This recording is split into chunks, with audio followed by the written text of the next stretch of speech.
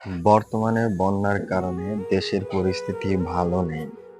কিন্তু আমরা কেন প্রতি বছর এমন ভয়ংকর পরিস্থিতির মুখোমুখি হই তা কম বেশি সবাই জানে। ভয়াবহ এই পরিস্থিতির জন্য আমি ভারতকেই দায়ী করব। কেননা ১৭০০ সাল থেকে ১৯৫০ সালের মধ্যে একটি বন্যার ভয়াবহতার খোঁজ পাওয়া যায়। এর মধ্যে ১৯৭৬ সালের বন্যা সবচেয়ে খারাপ অবস্থা ছিল। এর পরবর্তী সময়ে বন্যার অভিজ্ঞতা আস্তে আস্তে খারাপ হতে শুরু করে। ফারাক্কা নির্মাণের পরবর্তী সময়ে বাংলাদেশে প্রায় প্রতি বছর ১০ বছর পর পর একটি করে ভয়াবহ বন্যার সম্মুখীন হতো। এর মধ্যে ১৯৬৬ সাল, ১৯৮৭, ১৯৮৮ এবং ১৯৯৮ উল্লেখযোগ্য। নদীর অববাহিকায় পানি তার স্বাভাবিক গতিতে চললে প্রাকৃতিকভাবে ৫০ থেকে ১০০ বছরের মধ্যে একটি বন্যা ভয়াবহ হতে পারে।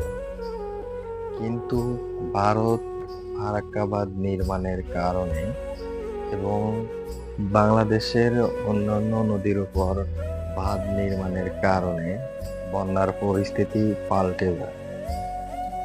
ভারত গভীর ষড়যন্ত্রে লিপ্ত হয়েছে। ২০০০ সাল পরবর্তী সময়ে আমরা দেখতে পাই প্রায় ৭টি ভয়াবহ বন্যার মুখে পতিত হয় দেশ। ইন্ডিয়া নানানভাবে কূটচাল চালিয়ে এগুলো ধামাচাপা দেওয়ার চেষ্টা করেছে। আমার প্রশ্ন হলো, নদীর পানি প্রবাহের স্বাভাবিক গতি কেন আটকে রাখবেন? এভাবে আটকে না রাখলে তো আর বন্যা হতো না। ভারত বলছে ৮৮ বছরের মধ্যে এবার সবচেয়ে বেশি বৃষ্টিপাত হয়েছে। তাহলে ৮৮ বছর আগে অর্থাৎ ১৯৩৬ সালে তো বন্যা হওয়ার কথা ছিল, কিন্তু তখন হয়নি। অন্য একটি সূত্র বলছে ভারতে এমন বৃষ্টি ১৯৭৬ সালে আগস্ট মাসে হয়েছিল।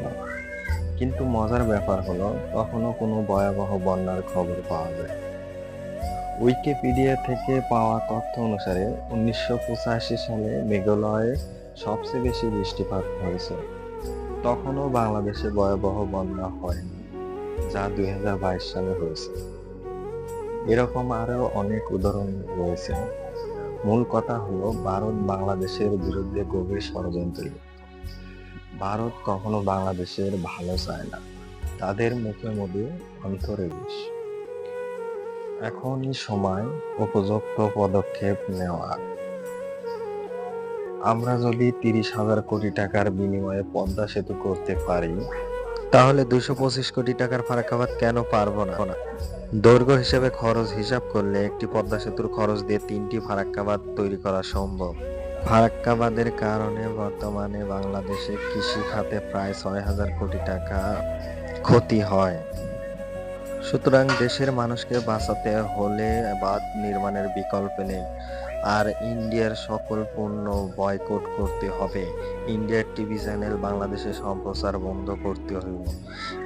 ইন্ডিয়ার সাথে যত অবৈধ চুক্তি সম্পাদন করা হয়েছে বিগত সরকারের আমলে, তা সব অবিলম্বে বাতিল ঘোষণা করতে হবে।